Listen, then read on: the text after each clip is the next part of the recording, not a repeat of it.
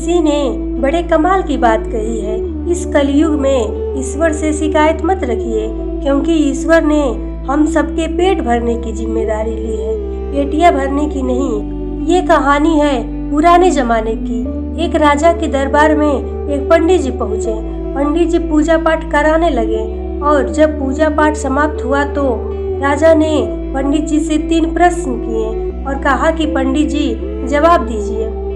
राजा का पहला प्रश्न था कि ईश्वर कैसे दिखाई देता है, दूसरा प्रश्न था ईश्वर कहाँ तक देखता है और तीसरा प्रश्न था कि ईश्वर जो है वो क्या करता है। पंडित जी ने कहा कि मैं थोड़ा सोच विचार करके जवाब दूंगा, आप मुझे थोड़ा समय दीजिए। राजा ने कहा कि 1 महीने का समय आपको दिया।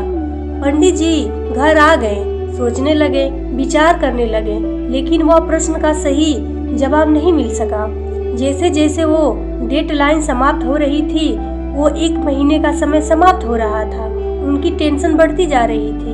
उनका एक बेटा था, वह बड़ा विद्वान और होशियार था। विद्वान था तो उसने समझ लिया कि पिताजी चिंता में है। उसने पूछा, पापा क्या हुआ? तो पंडित जी ने बताया कि राजा ने 3 प्रश्न किया है, उनका जवाब मांगा है, उनको लगता है कि मैं जवाब दे दूंगा। फिर पंडित जी के बेटे ने पूछा कि बताइए वो क्या प्रश्न है। तब पंडित जी बोले कि ईश्वर जो है वो कैसे दिखाई देता है और कहाँ तक देखता है और ईश्वर क्या करता है। तो पंडित जी के बेटे ने कहा कि बस इतनी सी बात, आप मुझे लेके चलिए। 1 महीना समाप्त होने पर मैं राजा को 3 प्रश्नों के सही जवाब दूंगा।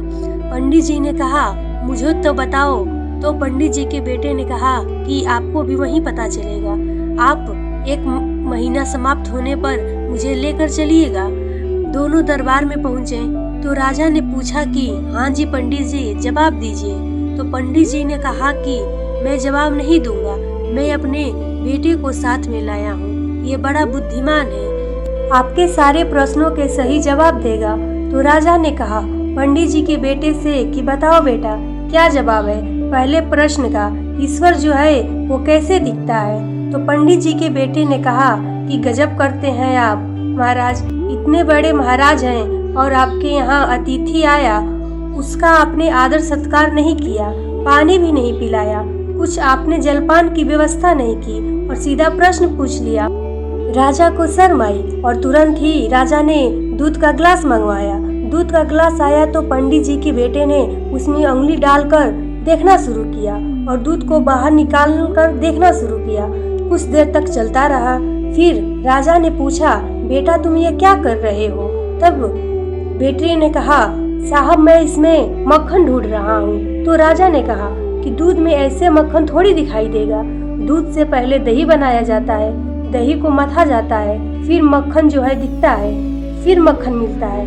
पंडित जी के बेटे ने कहा, ठीक यही बात है, ईश्वर ऐसी थोड़ी ना दिखाई देगा, वो हर आत्मा के अंदर विद्यमान है, हर आत्मा में, हर जीव में जो आता है उसमें परमात्मा रहता है। लेकिन पहले आपको नियमों का पालन करना होगा, ध्यान करना होगा, अभ्यास करना होगा, उन्हें प्रसन्न करना होगा, फिर वो आपको दिखाई देंगे। राजा जवाब से बड़ा खुश हुआ। उसने कहा ठीक है, दूसरे प्रश्न का जवाब दो कि भगवान जो है, ईश्वर जो है कहाँ तक देखता है। पंडित जी के बेटे ने कहा कि आप एक मोमबत्ती मंगवाइए। मोमबत्ती मंगाई गई, फिर मोमबत्ती को जलाया गया।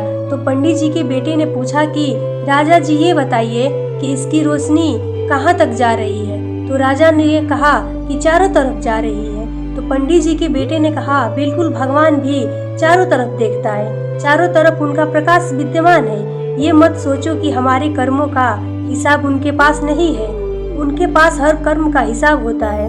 राजा बहुत प्रसन्न हुए। उसने और कहा, अब तीसरे प्रश्न का जवाब दो कि ईश्वर करता क्या है। पंडित जी के बेटे ने कहा कि आप ये सवाल जो है गुरु बन के पूछ रहे हैं या शिष्य बन के पूछ रहे हैं। राजा ने विनम्रता से कहा कि मैं शिष्य बनकर पूछ रहा हूँ।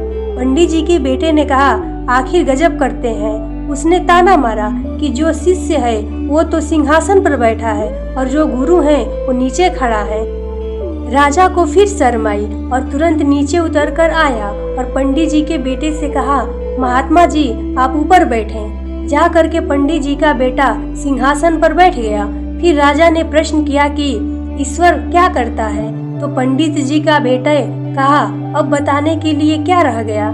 क्या आपको मैं बताऊं? ईश्वर एक ही पल में राजा को रंक बना देता है और रंक को राजा। मुझे रंक को वह एक पल में राजा बना दिया और आपको राजा से रंक बना दिया।